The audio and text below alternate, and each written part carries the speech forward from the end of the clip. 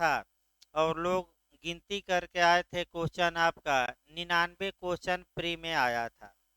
तो प्रयास ये करिए, अब आपकी नीति होनी चाहिए कि किसी भी हाल में ये जो 20, 25, 26 दिन बचा है, किसी भी हाल में आपका प्री न रुके।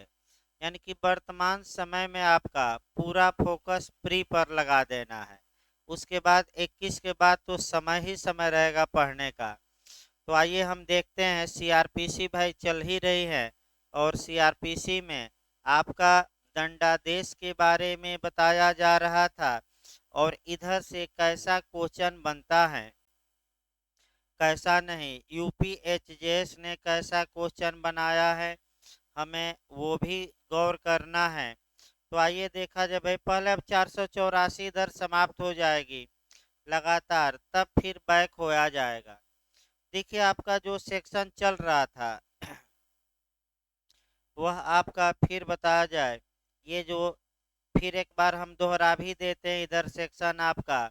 और एक तो हम कल बताए थे क्रिमिनल मामलों का ट्रांसफर, अध्याय सीआरपीसी का 31, धारा 406 से लेकर 412। इसमें फिर एक बार रट्टा मारिए, 406 में कौन मामलों का अंतरण करता है, सुप्रीम कोर्ट। ये याद करके जाना है, यूपी एपीओ ये दोनों में आ चुका है। दूसरा क्वेश्चन जो इस पर बना है वह ये बना है कि उच्चतम न्यायालय कहां से कहां तक मामला ट्रांसफर कर सकता है। ये भी क्वेश्चन आपका बन चुका है। फिर हम एक बार बता दें, एक हाई कोर्ट से दूसरे हाई कोर्ट और एक हाई कोर्ट के अधीनस्थ न्यायालय से दूसरे हाई कोर्ट के अधीनस्थ न्यायालय, यानी कि आपका प्रतापगढ़ से देहरादून भी भेज सकता है। कौन भेज सकता है, सुप्रीम कोर्ट। अब ये तीसरा क्वेश्चन इस पर बनता है कि किसके आवेदन पर भेजेगा, तो महान्यायवादी के आवेदन पर या हितबद्ध पक्षकार के आवेदन पर। याद रखिएगा, सुमोटो बैठिए भाई, और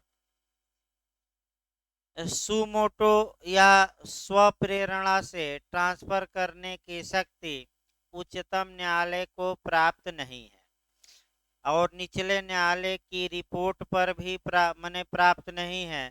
इसके बाद जो क्वेश्चन बनता है 400, एक बार दोहरा दिया जाए 2-4 मिनट भाई, जो कल बताया गया, ताकि रिवीजन भी जरूरी है।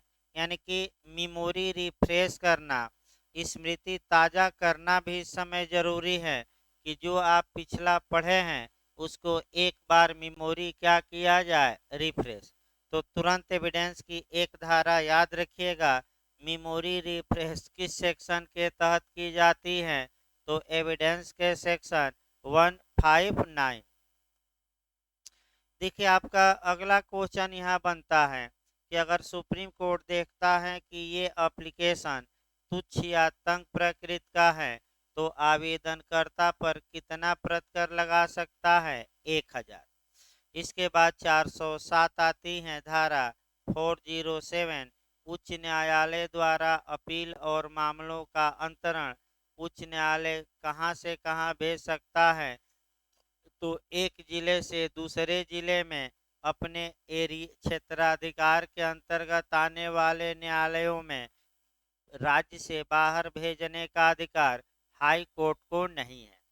जैसे प्रतापगढ़ से आपका इलाहाबाद भेज दिया, इलाहाबाद से कानपुर भेज दिया, ये हाई कोर्ट कर सकता है, या अपने यहाँ भी मंगा सकता है और अपने यहाँ मंगाकर स्वयं ट्रायल कर सकता है। तो यहाँ भी यूपीएपीओ ने बनाया है, जे में भी बना था भाई पिछली बार, कि उच्च न्यायालय द्वारा विचारण किस सेक्शन में, तो कल को रिलेट कराया गया था 474, यानी कि 474। कौन सा सेक्शन, 474। और यहाँ जो क्वेश्चन बनता है कि उच्च न्यायालय ट्रायल में कौन सी प्रक्रिया अपनाता है, जो कोर्ट ऑफ सेशन अपनाता है। अगला देखिए, अगला जो क्वेश्चन यूपी एपीओ में 407 से बना है, यही मॉडल ज़्यादा चलना है, क्वेश्चन भी बताना है और उस पर अच्छे अच्छे मॉडल भी। यही आपका जो हजारों मॉडल दिमाग में घूमते रहेंगे और प्रावधान यहीं आगे आपका काम करेगा। यूपी एपीओ में भी काम करेगा, बिहार एपीओ में भी काम करेगा, आपका उत्तराखंड एपीओ में भी काम करेगा। तो उच्च न्यायालय किसके आवेदन पर अंतरण करेगा? और ये ऑप्शन आया है स्वप्रेरणा से, हितबद्ध पक्षकार के आवेदन पर, निचले न्यायालय की रिपोर्ट पर, उपर्युक्त सभी। तो बताइए क्या बताया गया था? उपर्युक्त सभी। और उच्च न्यायालय अगर आवेदन खारिज करता है तो कल हम बताए थे कि कितना आपका प्रतिकर आवेदनकर्ता पर लगा सकता है? 1000। अब 407 के बाद 408 पढ़ना है। कोर्ट ऑफ सेशन द्वारा मामलों का अंतरण किया जाता है तो एक उसी जिले में एक न्यायाधीश से दूसरे न्यायाधीश को भेज सकते हैं या अपने यहाँ मंगा सकते हैं। तो बस किसके आवेदन पर? तो निचले न्यायालय की रिपोर्ट पर भी, हितबद्ध पक्षकार के आवेदन पर भी और सुमोटो पर भी। अब यहाँ एक क्वेश्चन और बनता है कि कोर्ट ऑफ सेशन अगर ये ऐसा एप्लीकेशन खारिज कर देता है क्योंकि ऐसा एप्लीकेशन तुच्छ या तंग प्रकृति का था, तो कितना प्रतिकर लगा सकता है? वह रकम याद रखना है 250। तो तीनों याद रखिएगा, 1000, 1000 और 250। इतने में क्वेश्चन आ जाना चाहिए अब तक का जो इतिहास रहा है। इसके बाद आइए अगला चैप्टर 32। यहाँ से भी आपका एक या दो क्वेश्चन प्री में बनता है। यहाँ तक कि एचजीएस में भी अच्छा क्वेश्चन यहाँ से बनता है। और तमाम लोग इस बार एचजीएस मेंस भी दे रहे हैं भाई। फोन भी आया था कि यानी कि जिनका कभी नहीं निकलता था, इस बार पप्पू क्या हो गए ज़्यादा। लड़कियां भी फ़ोन की थी भाई तमाम, और फ़ोन रिसीव करते करते हालत ख़राब हो गई है आजकल 1-2 दिन से। तो फ़ोन वैसे ही आता रहता है। अब आदमी फुर्सत में रात में कॉल बैक करता है, क्या करे भाई? आदमी पढ़ाए कि फ़ोन रिसीव करे, किससे किससे बात करे? एक तो नेता परेता परेशान किए हैं, माने हाई कोर्ट का चुनाव है, और दूसरा भाई आपका जिनको पूछना रहता है वो भी पूछते हैं, इंक्वायरी भी। तो आइए देखा जाए अध्याय 32। यहाँ से जेस में भी क्वेश्चन बना है और आपका एमपी बहुत अच्छा टेक्निकल क्वेश्चन बनाता है। वैसे जहाँ तक उत्तराखंड की बात है, अंदर से उत्तराखंड ज़्यादातर क्वेश्चन नहीं बनाता, आपका कुछ ही इधर से क्वेश्चन बनाता है। लेकिन एमपी जब जाएंगे तो बहुत अंदर से बारीक क्वेश्चन बनाएगा, और यूपी भी बनाता है। इसी में एक केस भी याद रखना है, मारू राम का। याद रखिएगा 433 ए पर एक केस है, मारू राम। फिर देखिए सीआरपीसी में केस कम है, फिर भी मैं बता रहा हूँ। अब तक जो केस बताया गया था वो भी रिवीजन कराना पड़ेगा भाई। 354 के क्लाज 5 में हमने केस 2 बताए थे, बच्चन सिंह बनाम पंजाब राज्य की मृत्युदंड रेयरेस्ट ऑफ द रेयर मामले में दिया जाना चाहिए। और मृत्युदंड का जो ढंग है कि गर्दन में फांसी लगाकर लटकाया जाए, इस पर कौन सा केस है? ये उत्तराखंड बना है। कौन सा केस है? दीना उर्फ Deen Dayal versus union of India. भाई ये रट के दो केस। तीसरा केस जो रटना है, जो बिहार से लेकर उत्तराखंड यूपी तक आ चुका है, अभी हम बताएंगे भी।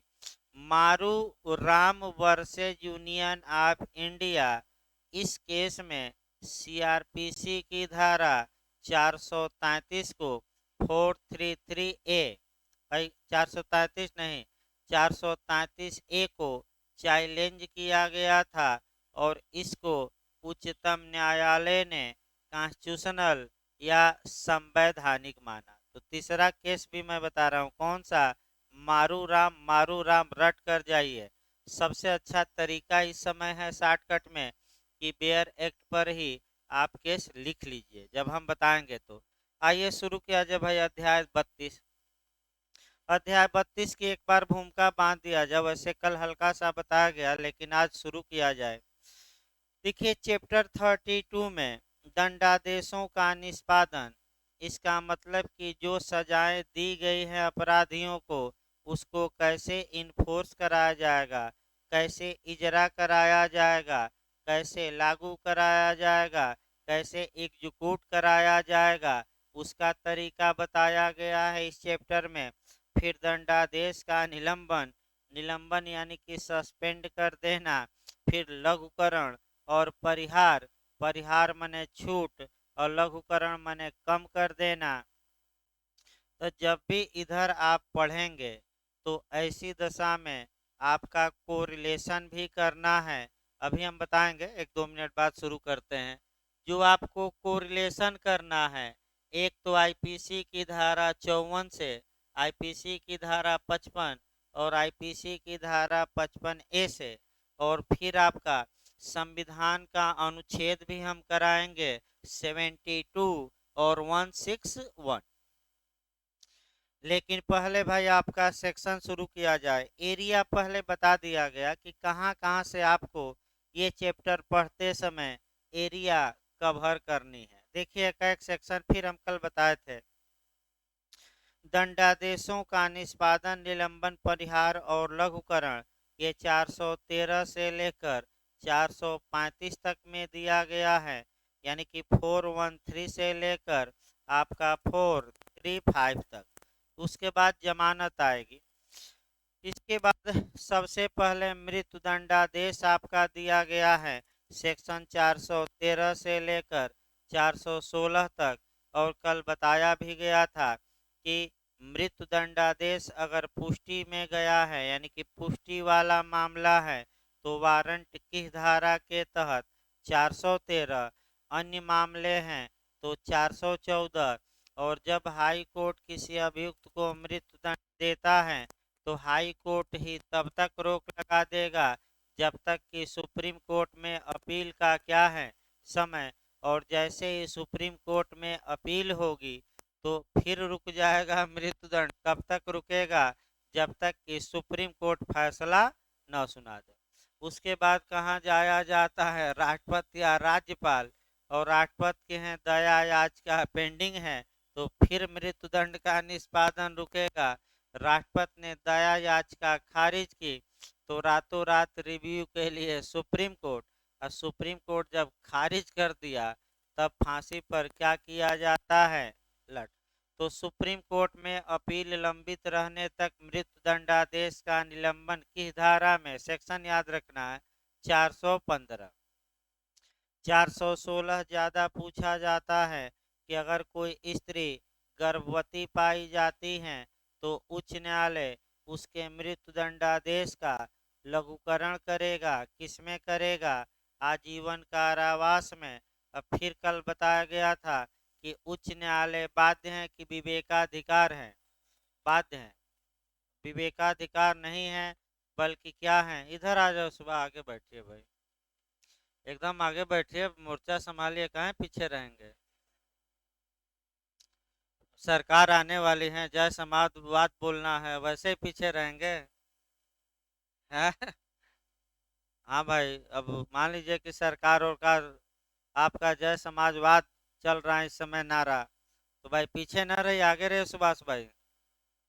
हाँ एकदम सक्रिय रहिए। अब देखिए भाई आगे 416। अब आइए आपका देखा जाए कारावास, कारावास देखा जाए 417। कारावास का स्थान नियत करने की शक्ति। तो 417 से बस एक लाइन कम पूछा जाता है कि कारावास का स्थान सामान्यतः कौन नियत करता है? तो आपका जवाब रहेगा स्टेट गवर्नमेंट। यानी कि याद रखिएगा, सामान्यतः एक लाइन पूछा जाता है, सामान्यतः कारावास का दंड कौन निर्धारित करता है? तो आपका जवाब रहेगा कौन निर्धारित करता है? तो स्टेट गवर्नमेंट ये निर्धारित करेगी कि जिस व्यक्ति को सजा दी गई है उसे किस जिले के जेल में रखा जाए, ये याद रखिए। इसके बाद 418 कारावास के दंडादेश का निष्पादन। यहाँ से आपका क्वेश्चन बनता है। फिर 419 से भी बना है और 420 से भी। तो देखिए 418 को थोड़ा डिटेल में बताना पड़ेगा, 419 को भी, 420 भी एमपी और तमाम राज्यों में लगातार क्वेश्चन आ रहे हैं। तो कारावास के बारे में आपका 418 शब्दशः देखिए और उसमें से कुछ क्वेश्चन निकाला जाए। देखिए, कारावास के दंडादेश का निष्पादन जहां उन मामलों में जिनके लिए सेक्शन 413 द्वारा उपबंध किया गया है, भिन्न मामलों में अभियुक्त आजीवन कारावास या किसी अवधि के कारावास के लिए दंडादिष्ट किया गया है, वहां दंडादेश देने वाला न्यायालय उस जेल या अन्य स्थान को जिसमें वह परिरुद्ध है उसे परिरुद्ध किया जाना है तत्काल वारंट भेजेगा। और यदि अभियुक्त पहले से ही उस जेल या अन्य स्थान में परिरुद्ध नहीं है तो वारंट के साथ उसे ऐसी जेल या अन्य स्थान को भिजवाएगा। तो इसमें आपका कह सकते हैं कि दो लाइन जानना है। अगर न्यायालय किसी अभियुक्त को लाइफ इम्प्रिजमेंट या इम्प्रिजमेंट यानी कि आजीवन कारावास या कारावास का दंड देता है तो दो कंडीशन बनाइए। एक ये हो सकता है कि वह अभियुक्त पहले से ही जेल में बंद हो, परिरुद्ध हो, तो जेलर को वारंट भेज दिया जाएगा। अगर वह पहले से जेल में बंद नहीं है तो वारंट के साथ उसे कहाँ भेजा जाएगा? न्यायालय से जेल। भाई पहले से बंद है तो जेलर को वारंट भेज दिया जाए कि अपनी जेल में इसको रखिए। और अगर कोर्ट में है या पहले से जेल में नहीं है तो वारंट के साथ तुरंत वारंट तैयार होगा और वारंट के साथ उसे कहाँ भेजा जाएगा? जेल। भाई सामान्य नियम है। परंतु जहां अभियुक्त को न्यायालय के उठने तक के लिए कारावास का दंडादेश दिया गया है, वहां वारंट तैयार करना या वारंट जेल को भेजना आवश्यक न होगा और अभियुक्त को ऐसे स्थान में जो न्यायालय निर्दिष्ट करे परिरुद्ध किया जा सकता है। यही क्वेश्चन आपका बनता है और इसको मैं कोरिलेट करके भी बता रहा हूँ। देखिए आपका क्वेश्चन क्या बनता है भाई कि कब न्यायालय द्वारा जेल के भार साधक अधिकारी को वारंट भेजना आवश्यक नहीं होगा, यानी कि आदेश भेजना आवश्यक नहीं होगा, ये क्वेश्चन बनता है। तो ऑप्शन मैं बना रहा हूँ कि जब आजीवन कारावास का दंड दिया जाए, जब कारावास का दंड दिया जाए, दूसरा ऑप्शन। तीसरा, जब न्यायालय के उठने तक के लिए दंड दिया जाए और उपर्युक्त सभी। तो आप क्या मार्क कराएंगे? कब वारंट तैयार करना आवश्यक नहीं है? जब न्यायालय के उठने तक के लिए क्या दिया गया हो? दंड। इसी के साथ आपका जो पढ़ना है, फिर हम बता दें, बहुत अच्छा क्वेश्चन यूपीएपीओ बनाया है 354 का क्लाज 4 को रिलेट करके पढ़ना, उसको को रिलेट कर लीजिए बैरक पर। यानी कि जो आपका परंतुक हमने बताया 418 का, इसी के साथ को रिलेट करके पढ़ना है। और कौन सी धारा पढ़नी है? 354 का क्लाज कौन सा? एक बार देखिए तो सही है ना। देखिए इसमें अच्छे से देखिए, कब निर्णय का कारण लिखना आवश्यक नहीं होगा। फिर एक बार देखिए, कब जजमेंट का रीजन लिखना आवश्यक नहीं होगा। तो मैं लगातार दो कंडीशन बता रहा हूँ। पहला, यदि न्यायालय के उठने तक के लिए सजा दी गई हो, और दूसरा, यदि मामले का कैसा विचारण हुआ हो। संक्षिप्त रट कर जाइए। इसी पर एक और क्वेश्चन 418 के 1 के प्रोविजो से बनाइए कि कब जेलर को वारंट भेजना आवश्यक नहीं होगा। तो याद रखिए, जब न्यायालय के उठने तक के लिए सजा दी गई हो, यानी कि न्यायालय ने सजा दिया और कहा कि जब तक न्यायिक कार्यवाही चल रही है तब तक के लिए आपको क्या दी जाती है? सजा। तो भाई 2 घंटा चले, आधा घंटा चले, 10 मिनट चले न्यायिक कार्यवाही, सजा समाप्त हो गई, तो क्या वारंट बनाकर जेलर को भेजा जाए कि अपनी जेल में 1 मिनट रखो, 2 मिनट या 5 मिनट? नहीं। इसको अंडरलाइन कर लीजिएगा बेअरेक परी भाई। देखिए आपका अगला खंड 2 देखिए, जहां अभियुक्त न्यायालय में उस समय उपस्थित नहीं है जब उसे ऐसे कारावास का दंडादेश दिया गया है, वहां न्यायालय उसे जेल या अन्य स्थान में जहां उसे परिरुद्ध किया जाना है भेजने के प्रयोजन से उसकी गिरफ्तारी के लिए वारंट जारी करेगा, और ऐसे मामलों में दंडादेश उसकी गिरफ्तारी की तारीख से आपका प्रारंभ होगा। यानी कि इसका मतलब ये हुआ कि जब मान लीजिए एक उदाहरण देखिए, ये अभियुक्त था, इसे 10 साल की सजा दी गई। जब सजा दी गई तो न तो यह जेल में था और न ही न्यायालय में आया, यानी कि फरार था। क्या था? फरार। तब न्यायालय सबसे पहले दंड तो दे दिया, अब एक की गिरफ्तारी का क्या जारी करेगा? वारंट। और जब ए गिरफ्तार होगा तब ये 10 साल चलना क्या होगा? प्रारंभ। ये याद रखिए, जैसे 2 साल बाद गिरफ्तार ए हुआ, तब 2 साल ये नहीं कि माइनस कर दीजिएगा, आपका 2 साल बाद से कितने साल तक अब जेल में रहेगा? 8 साल की 10 साल? 10 साल। लेकिन आजीवन कारावास का जो दंड, अभी आपका नियम बताया जाएगा क्योंकि अभी उलझ जाएंगे। बस खंड 2 ये जानिए, फिर हम एक बार बता रहे हैं कि यदि किसी अभियुक्त को कारावास, आजीवन कारावास हम नहीं बता रहे हैं, शब्दों पर ध्यान दीजिए, 10 साल, 20 साल, 5 साल, यदि किसी अभियुक्त को कारावास का दंडादेश दिया गया है और उस समय वह है नहीं, न ही जेल में है न ही कोर्ट में, तो ऐसी दशा में अब न्यायालय उसकी गिरफ्तारी के लिए गिरफ्तारी का वारंट जारी करेगा, और जब वह गिरफ्तार होगा तब वह कारावास की सजा का क्या होगा? प्रारंभ। ये आम भाई बात है। इसके बाद आइए आपका 419, निष्पादन के लिए वारंट का निर्देशन। तो कारावास के दंडादेश के निष्पादन के लिए प्रत्येक वारंट उस जेल या अन्य स्थान के भार साधक अधिकारी को निर्दिष्ट होगा जिसमें बंदी परिरुद्ध है या परिरुद्ध किया जाना है। 419 हुआ। ज़्यादा पूछा जाता है 420, अंडरलाइन करिए बेरेक्ट पर, वारंट किसको सौंपा जाएगा? तो यही आपका पूछा जाता है। तो भाई किसको सौंपा जाएगा वारंट? तो जब बंदी जेल में परिरुद्ध या डिटेन करना है तो किसको वारंट भेजा जाएगा?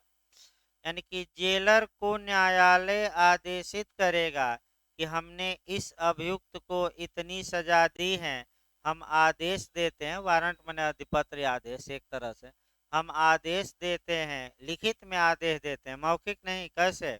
लिखित में, कि इस अभियुक्त को अपनी जेल में इतने दिन क्या भी करिए, सजा भुगतवाइए। तो ये जो वारंट या आदेश जारी होगा, अभियुक्त के नाम जारी होगा कि जेलर के नाम? भाई रट कर जाइएगा, कौन सी धारा? 420, अंडरलाइन करिए, एमपी में लगातार पूछ रहा है। अब आइए आपका जुर्माना वसूल लिया जाए। जैसे ही आप फाइन या जुर्माना देखेंगे, यहाँ से भी आपका क्वेश्चन बनता है, और क्वेश्चन कैसे बनता है वो हमें देखना है। देखिए भाई, आपका जुर्माने का उद्ग्रहण। जुर्माने का उद्ग्रहण मतलब कि जुर्माने की रिकवरी या जुर्माने का आपका वसूल किया जाना। जब भी इसकी भूमिका पहले देखिए 2-4 मिनट, क्योंकि भाई मेन भूमिका भी है और इसमें एक दो टेक्निकल बातें भी आएंगी। जो टेक्निकल बातें बताई जाएंगी वहीं टेक्निकल 2-3 बातें आपको दिमाग में बैठाना है। वैसे ज़्यादातर जो सेक्शन इधर पूछा जाता है, 420 से भी क्वेश्चन बना है, वारंट किसको निर्दिष्ट होंगे? जेलर को। और जुर्माने की वसूली की धारा में तो आपका 421।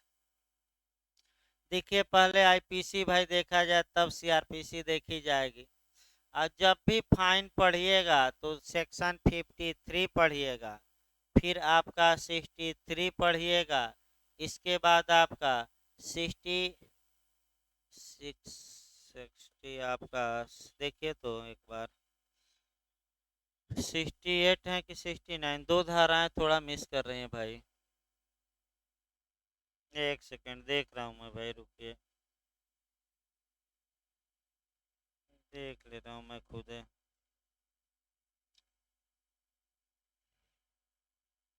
नहीं, तीन चार धाराएं इधर अच्छे से पढ़ना है ना। एक तो 63 ठीक है आपका,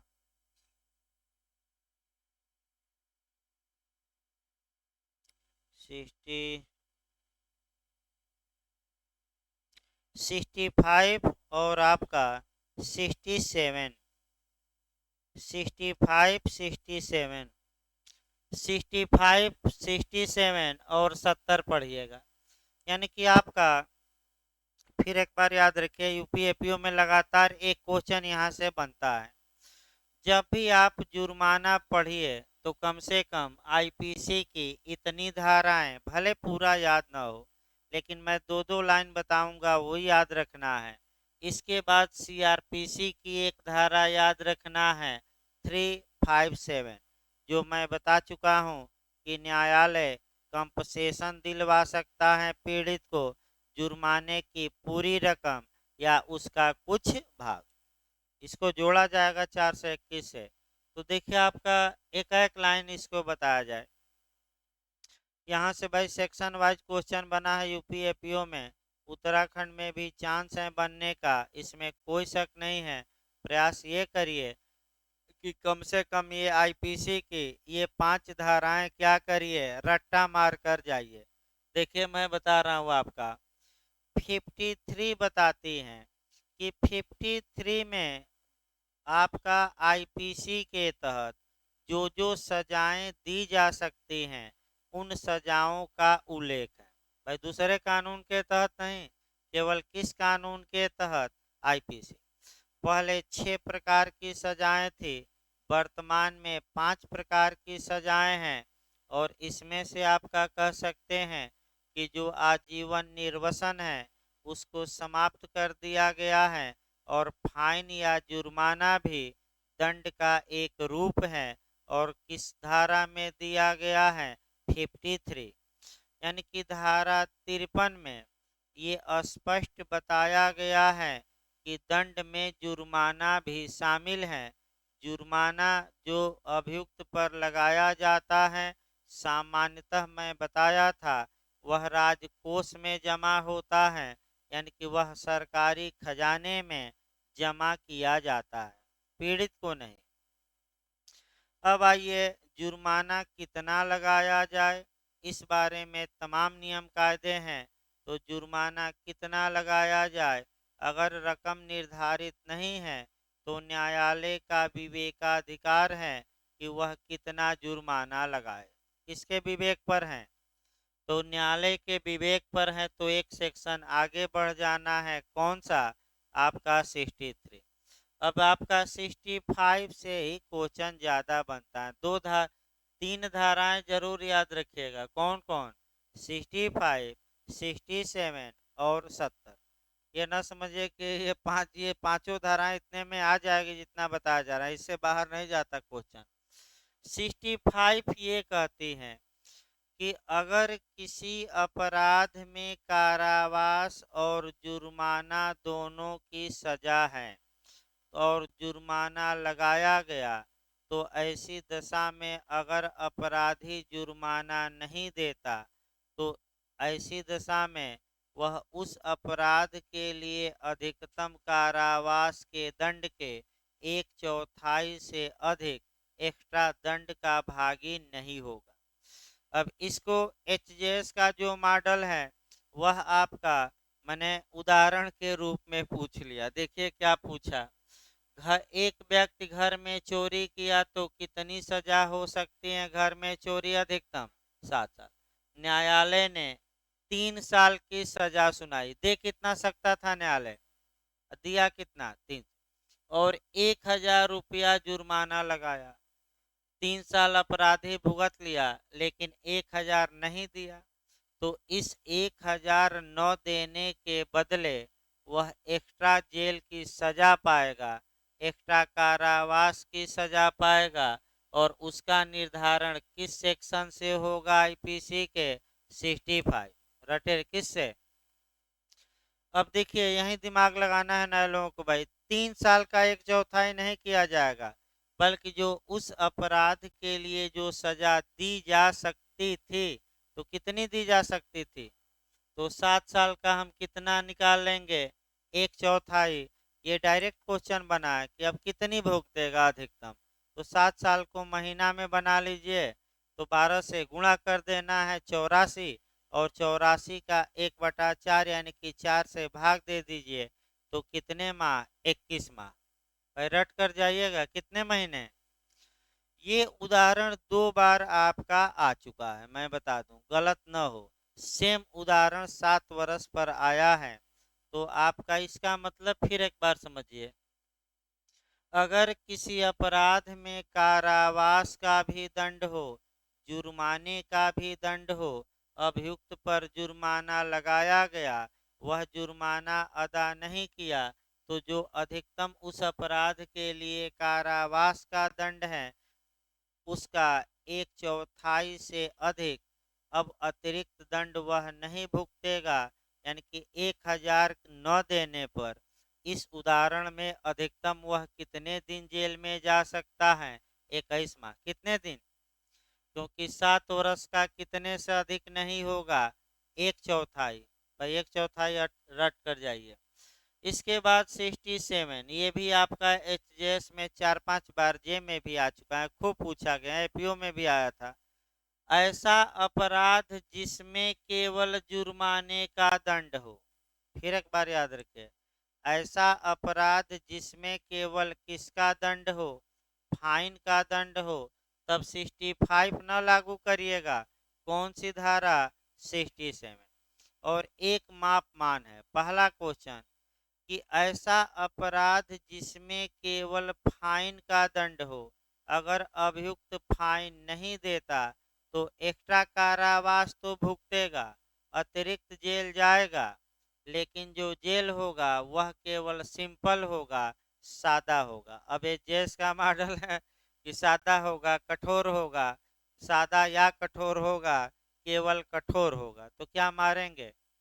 केवल और केवल सादा। और निम्न मापमान के अनुसार होगा। अगर 50 रुपया या कम का जुर्माना है, नहीं दिया, तो 2 माह का कारावास। अगर 50 से ऊपर जुर्माना है 100 रुपया तक, तो 4 माह। और 100 रुपया से ऊपर है तो 6 माह। भाई रट कर जाइए पैमाना। इसके बाद आइए, आपका 70 भी खूब पूछा जाता है आईपीसी की, कि सामान्यतः जुर्माने की वसूली कितने साल के अंदर सरकार कर ले? 6 साल। 6 साल है ना? नहीं नहीं, 6 वर्ष, वही 6 साल, 6 ईयर। लेकिन यही पॉइंट पकड़ना है। अगर अपराधी को 6 साल से अधिक की सजा दी गई है, तो जब तक वह सजा चलेगी तब तक सरकार जुर्माना वसूल सकती है। अब देखिए समस्या इस पर है जैस की भाई, ऐसी समस्या बनता है और सतर्क रहना है। क्योंकि अब समय आपका कह सकते हैं कि आपका माने समय कम है, तो सबसे अच्छा तरीका यही है पढ़ने का कि आप चारों कानून को दिमाग में एकदम कोरिलेशन करके क्या करते रहिए? घुमाते रहिए। क्योंकि मैं फिर बता दूं, एचएएस में कुछ लोग मात खा गए हैं इसी कारण कि एचएएस में मैं इसीलिए लगातार बताता हूं कि सभी कानूनों को भूत जैसे दिमाग में घुमाते रहिए। क्योंकि एचएएस ने इस बार बता दिया, आपका सीरियल वाइज क्वेश्चन पूछा ही नहीं। एक कॉन्ट्रैक्ट से, तो फिर सीपीसी, फिर सीआरपीसी, तो फिर आपका कॉन्ट्रैक्ट 15 क्वेश्चन बाद आया। तो सबसे अच्छा तरीका यही है कि पूरे कानूनों को दिमाग में क्या करते रहिए। अब जे में भी हो सकता है ऐसा दे दे, एपीओ में भी दे दे, क्योंकि ऐसा हो सकता है, क्योंकि जेस इस बार ऐसा आया था। इसीलिए मैं कहता हूँ एक कानून पढ़िए तो अन्य कानूनों को भी क्या करते रहिए, दिमाग में कोरिलेट करते रहिए। और निश्चित रूप से यहाँ से आपको क्वेश्चन एक मिलेगा जो कोरिलेट किया जा रहा है। लास्ट में एक लाइन और बता दिया जाए जो समस्या बनता है। एक व्यक्ति को 1 दिन का कारावास और आपका 100 रुपया जुर्माना लगाया गया। ये जुर्माना कितने साल में वसूला जा सकता है? 6 साल। एक व्यक्ति पर केवल 100 रुपया जुर्माना लगाया गया, कितने साल में वसूली? 6 साल। एक व्यक्ति को 2 साल का कारावास, 100 रुपया जुर्माना, तब भी कितना? 6 साल। और 6 साल का कारावास दिया गया तो जुर्माना कितने साल में वसूला जाएगा? 6 साल। अब 10 साल का कारावास दिया गया तो मैं फिर बता दूं, अगर 6 साल से जैसे ही कारावास ऊपर जाए तो जितने दिन तक का कारावास उतने दिन के अंदर क्या वसूला जा सकता है? जो और आजीवन कारावास का दंड दिया गया है तो कितने दिन में? आजीवन तक। कब तक वसूली है? आजीवन। ये दिमाग भाई लाइफ टाइम वसूली है, तो ये दिमाग में बैठाए रहिए। फिर बैक होया जाए सीआरपीसी पर। देखिए भाई, अब सीआरपीसी आ जाइए। आपका निश्चित तौर पर एक क्वेश्चन जो बताया गया आपको मिलेगा। अब सीआरपीसी फिर बैक होइए। ये ना समझिए कि सीआरपीसी आपका स्लो चल रहे हैं, तमाम क्वेश्चन आज अभी तक निकल चुके हैं। ये ना समझिए कि आपका क्वेश्चन नहीं हुआ। पढ़ने वालों के लिए तमाम क्वेश्चन निकल चुके हैं, और इस स्टाइल में केवल 20 दिन पढ़ लीजिए तो हमें नहीं लगता कि भाई आपका माने क्वेश्चन गलत होगा। देखिए आपका भाई 421 देखा जाए, जुर्माना उद्ग्रहित करने के लिए वारंट। उद्ग्रहित मने वसूलने के लिए, सामान्य भाषा में। देखिए, जब किसी अपराधी को जुर्माने का दंडादेश दिया गया है तब दंडादेश देने वाला न्यायालय निम्नलिखित प्रकारों में से किसी या दोनों प्रकार से जुर्माने की वसूली के लिए कार्यवाही कर सकता है। यानी कि फाइन वसूलने के लिए कितने तरीके हैं? 2। या तो एक अपना ले या एक साथ कितने अपना ले? दोनों। अब देखिए 2 तरीके।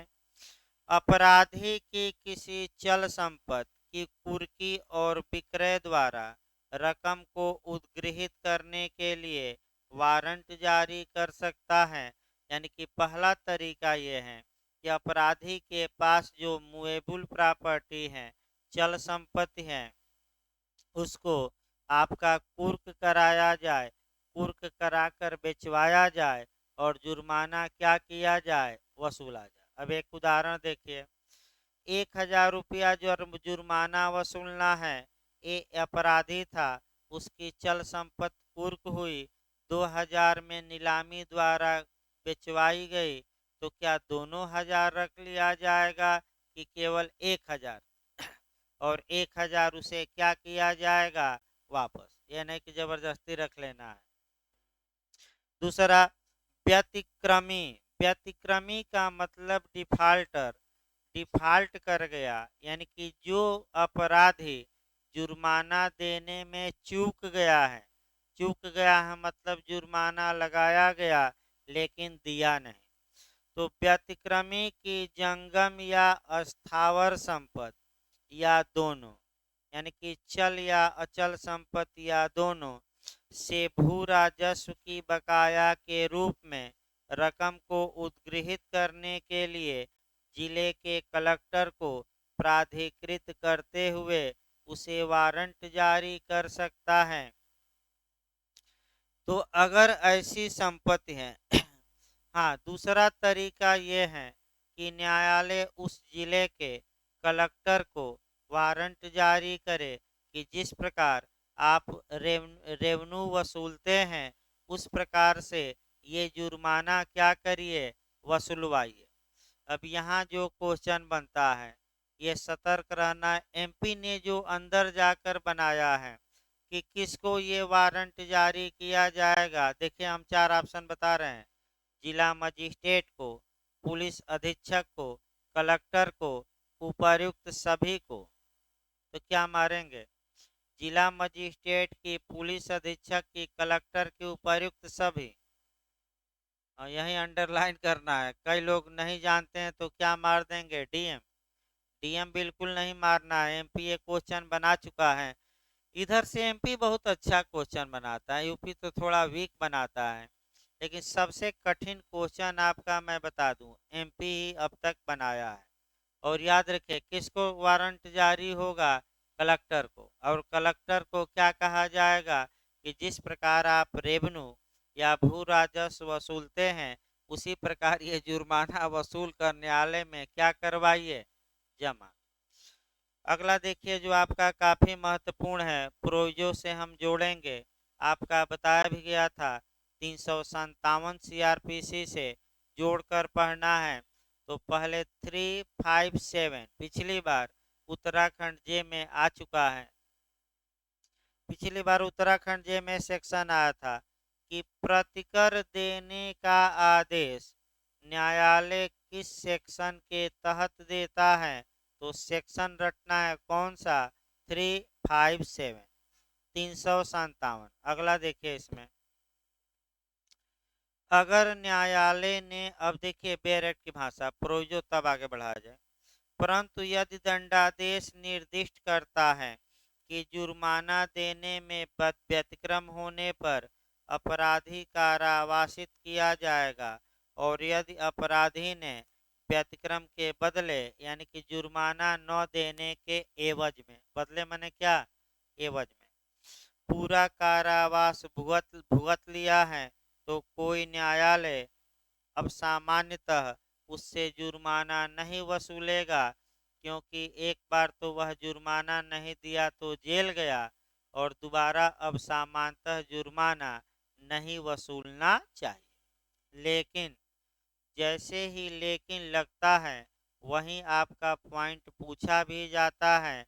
अब क्वेश्चन का मॉडल बनाया जाए और तब आपका यहाँ उठाया जाए। देखिए, अगर किसी अपराधी पर जुर्माना लगाया गया, जुर्माना न देने के एवज में वह एक्स्ट्रा कारावास भुगत लिया है, तो तब ऐसी दशा में कि कौन सी स्थितियों में पुनः उससे जुर्माना वसूला जाएगा, भले वह जेल भुगत चुका हो? तो दो कंडीशन याद रखिए, मजिस्ट्रेट के विशेष आदेश द्वारा, और दूसरा है यदि न्यायालय ने 357 के तहत जुर्माने की पूरी रकम या कुछ रकम किस रूप में दिए जाने का आदेश दिया है? कंपसेशन यानी कि प्रतिकर। तो भले जुर्माना न दिया और उसके बदले जेल भुगता, फिर भी इन दो कंडीशनों में जुर्माना क्या किया जा सकता है? वसूला जा सकता है। अगला देखिए आपका इसके बाद आपका ये तो पूछा नहीं जाता, 422 ऐसे वारंट का प्रभाव, ये भी नहीं पूछा जाता। आपका 423 423 जुर्माने के उद्ग्रहण के लिए किसी ऐसे राज्य क्षेत्र के न्यायालय द्वारा जिस पर इस संहिता का विस्तार नहीं है जारी किया गया वारंट, ये भी नहीं पूछा जाता। कारावास के दंडादेश का निलंबन, यहाँ से भले क्वेश्चन आ जाए। 424 यहाँ से क्वेश्चन अभी पूछा नहीं गया है, लेकिन आ सकता है, इसमें कोई शक नहीं है। देखिए आपका जुर्माने पर फिर एक नियम देखिए, अब जुर्माने पर फिर एक नियम आपका देखना है, और तब 424 हम पढ़ाएंगे। देखिए जुर्माने पर एक नियम और देखिए अच्छे से भाई, मान लीजिए ए एक व्यक्ति है और उस पर कुछ जुर्माना लगाया जाए आपका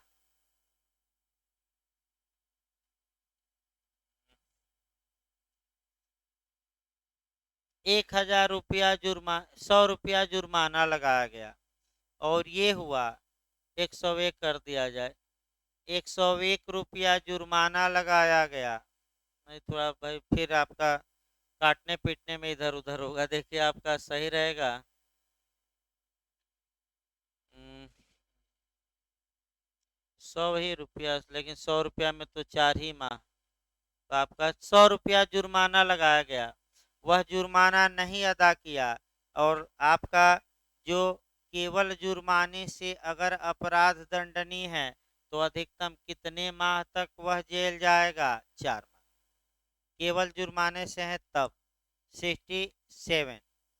अब देखिए, अब ये 4 माह भुगत रहा, अब एक एक माह का बंटवारा कर दीजिए। तो आप लोग बताइए, एक माह पर अब कितना रुपया पड़ा? 25-25 रुपया। अब एक माह भुगत लिया और कितना जमा कर दिया? 75 रुपया। तो छोड़ा जाएगा कि जेल में रखा जाएगा? छोड़ा जाएगा। 2 माह भुगत लिया तो ये कट गया, तो कितना बचा? 50 रुपया। तो कितना जमा कर दिया? 50। तो अब छोड़ा जाएगा कि जेल में रखा जाएगा? और आपका 25, फिर 25, एक माह बीत व्यतीत हो गया तो कितना जमा कर दे? 25। और पूरा व्यतीत कर लिया, यानी कि 4 माह बीत गया, तो 421 कहती हैं कि अब पुनः जुर्माना नहीं वसूला जाएगा, क्योंकि जुर्माना न देने पर वह एक्स्ट्रा पूरा कारावास क्या किया है? भुगत दिया। लेकिन इसका 2 अपवाद हमने बताया, और वहीं 2 एक्सेप्शन क्या करना है, अच्छे से याद करना है। देखिए, तो 424 छोड़ दीजिए, कोई उतना महत्वपूर्ण नहीं है। अब आइए आपका 425। इधर से फिर आपका क्वेश्चन बनना शुरू होता है। इधर से जो क्वेश्चन आपका बनता है, आपका 425 से बनता है, 426 से बनता है, 427 से, 428 से। आपका कम से कम इतनी धाराएं क्रम से आप याद रखेंगे। इधर से लगातार यूपी में, एचएस में, हर एक राज्य में क्वेश्चन बना है। देखिए, आपका 425 वारंट कौन जारी कर सकेगा? ये क्वेश्चन एमपी में पिछली बार भी बना था, मैंने 1 साल पहले, इस बार नहीं, इसके पहले, कि वारंट कौन जारी कर सकता है। तो फिर एक बार उदाहरण देखिए। ए न्यायाधीश था और बी अपराधी था। न्यायाधीश ने अपराधी को मृत्युदंड दिया और तब तक न्यायाधीश मर गया या रिटायर हो गया या बर्खास्त हो गया। तो अगर ए जिंदा रहता और न्यायाधीश के पद पर रहता तो वह वारंट निष्पादन का जारी कर सकता था कि नहीं कर सकता था? तो पहला नियम क्या मिला कि जिस न्यायालय ने दंडादेश दिया है, जिस न्यायालय ने सजा दी है, या वह न्यायालय क्या कर सकता है? आपका माने जिस न्यायाधीश ने, फिर एक बार समझिए, जिस न्यायाधीश ने या जिस मजिस्ट्रेट ने सजा दी है, वह मजिस्ट्रेट या न्यायाधीश वारंट जारी कर सकेगा। अब ये आया कि अगर वह न्यायाधीश नहीं है, वह मजिस्ट्रेट नहीं है और उसकी जगह पर कोई अन्य व्यक्ति आ गया, तो क्या अन्य जो न्यायाधीश या मजिस्ट्रेट आया है वह वारंट जारी कर सकेगा कि नहीं, यानी कि सजा को लागू करा सकेगा कि नहीं? तो उसको लीगल भाषा में याद रखना है, पद उत्तरवर्ती। एक उदाहरण द्वारा लीगल भाषा में बस याद रखना है, क्या नाम दिया जाएगा? पद उत्तरवर्ती। यही आपको पॉइंट पकड़ना है, इसीलिए इतना उदाहरण बताए जा रहे हैं। फिर एक बार हम मॉडल बनाते हैं। पहले भाई आपका एक उदाहरण से लिख कर उदाहरण बता दिया जाए। ए एक न्यायाधीश था और बी कैदी था, इसको 10 साल की सजा दिया। तो ए जो न्यायाधीश हैं, क्या वारंट जारी करके जेलर को आदेशित कर सकता है कि नहीं कि इस कैदी को 10 साल अपनी जेल में रखो? कर सकता है कि नहीं? ये कर सकता है। अब ए मर गया या ए रिटायर हो गया, ए का ट्रांसफर हो गया, तो ए की जगह पर सी जज बन गया, तो सी को हम कहेंगे क्या? ए का पद उत्तरवर्ती। क्या कहेंगे? किसका उत्तरवर्ती है? ए का। तो क्या जो पद उत्तरवर्ती सी हुआ, क्या ये निष्पादन का वारंट जारी करने में सक्षम है कि नहीं? सक्षम है। यानी कि आपका ये सक्षम है कि अक्षम है? तो कौन कौन वारंट जारी कर सकते हैं? ए। और कौन? सी। अब ए सी नहीं, अब लीगल भाषा में आइए। आपका वारंट कौन जारी कर सकता है 425 के तहत? तो जो न्यायाधीश या मजिस्ट्रेट दंडादेश पारित किया है।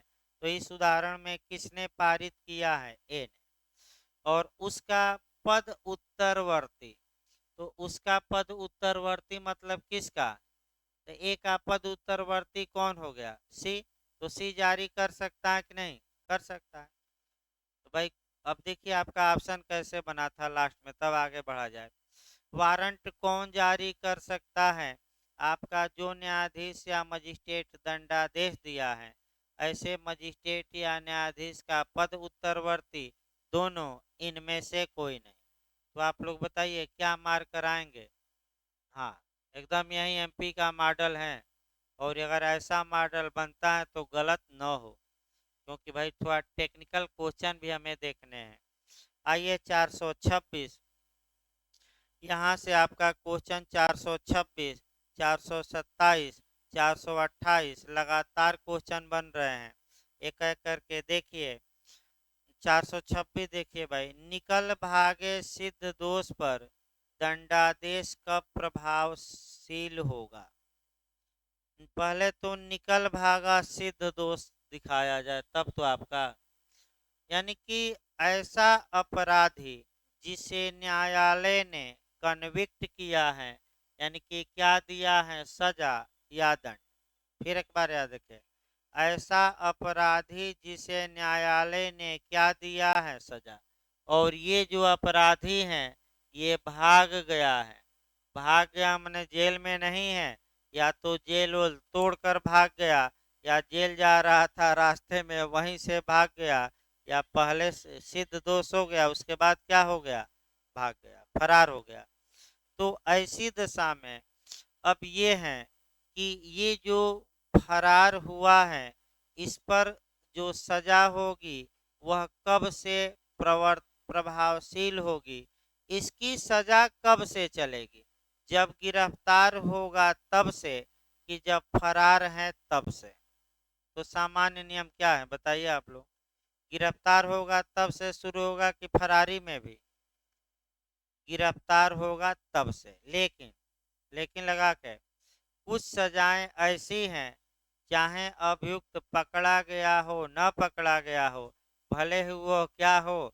फरार हो, वह तुरंत प्रभावशील होती हैं जब सजा दी जाती है। फिर एक बार अभी बेरेक्ट हम नहीं बता रहे हैं, बेरेक्ट बताएंगे अच्छे से एक एक शब्द से, लेकिन यहाँ टेक्निकल क्वेश्चन आता है। पहले सामान्य नियम जानिए। जनरल रूल ये है कि अगर किसी अपराधी को सजा दी गई और वह अपराधी भाग गया है, तो जब वह पकड़ा जाएगा तब वह सजा शुरू होगी। एक उदाहरण देखिए, ए को न्यायालय ने 10 साल की सजा दी। ए सजा पाने के बाद फरार हो गया, 5 साल बाद पकड़ा गया, तो जो ये 10 साल की सजा थी ये रुकी रहेगी। और कब से चलना प्रारंभ होगी? जब वह क्या हो? पकड़ा जाए। जब वह क्या हो? पकड़ा जाए। लेकिन यह विधि का पूर्ण नियम नहीं है। कुछ सजाएं ऐसी हैं जो तुरंत दंड देते ही क्या हो जाती हैं?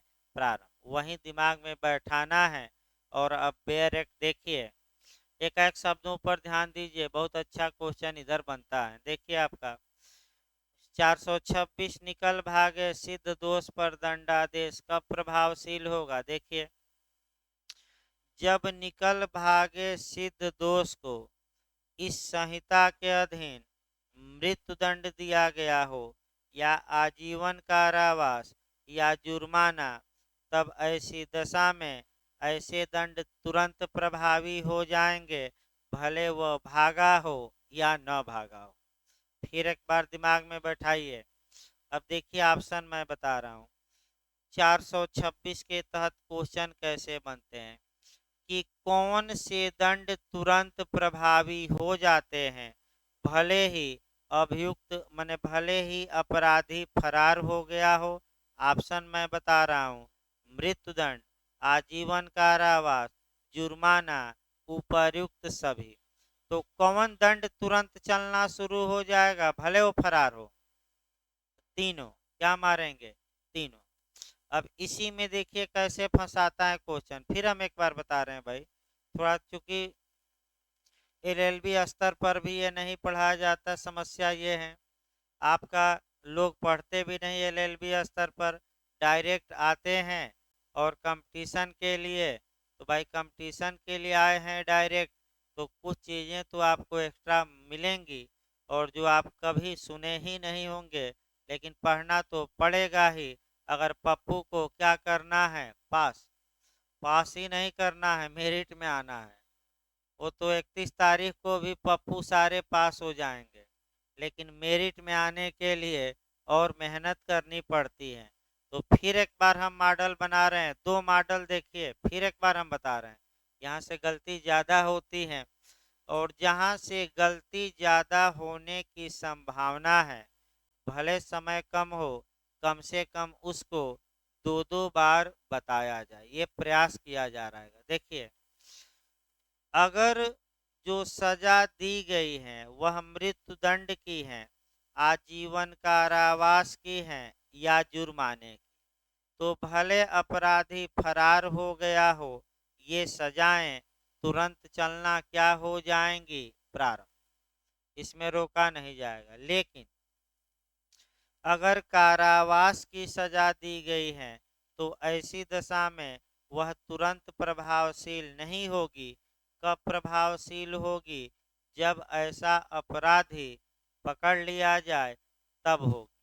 अब फिर एक बार ऑप्शन हम बना रहे हैं, यही ऑप्शन आपका कठिन है और 90% लोग इस ऑप्शन को गलत करके आएंगे। देखिए, निम्नलिखित में से कौन सा दंडादेश अगर अपराधी फरार हो गया है, भाग गया है, तो तुरंत प्रभावशील नहीं होता है?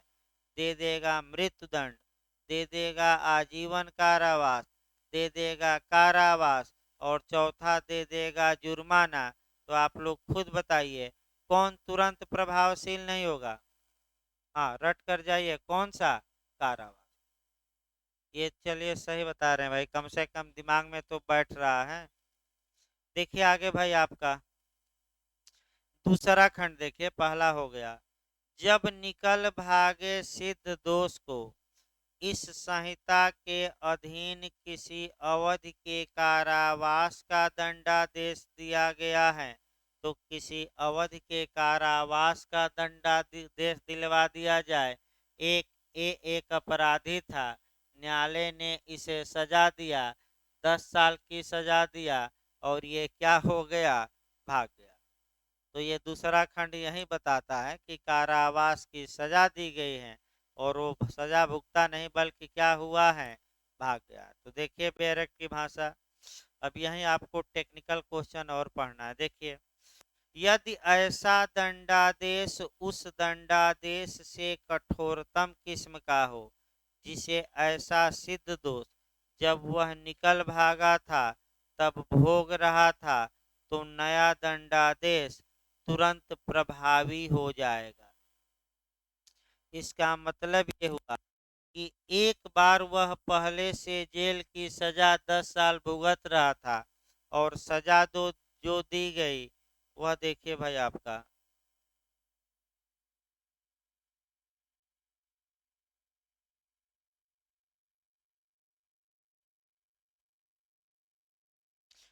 देखिए इसको कल बता देंगे, हल्का सा कंसेप्ट कहीं दिख रहा है तो इसको भाई समय न गंवा के कहीं हल्का सा आपका लाइन दो लाइन कंसेप्ट कहीं दिख रहा है मेरा भी, तो भाई जबरदस्ती न इसको पढ़ाया जाए, अगली धारा देखी जाए, कल हम बता देंगे। देखिए 427 भाई, ऐसे अपराधी को दंडादेश जो अन्य अपराध के लिए पहले से ही दंडादिष्ट हैं, ये भी आपका काफी पूछा जाता है। यानी कि इसका मतलब ये हुआ कि एक एक अपराधी है, पहले से ही सजा भुगत रहा है तो कुछ सजा दिलवा दिया जाए। 5 वर्ष की सजा भुगत रहा है, तब तक दूसरे अपराध में भी एक को क्या दे दी गई? सजा। अब सजा दिलवा दिया जाए, 7 साल की सजा दे दी गई, तीसरे अपराध के लिए 3 साल की सजा, तो 7 साल ही दिलवाया जाए। कितनी की सजा? आपका 7 साल की सजा दिलवाई जाए। देखिए फिर भाई एक बार,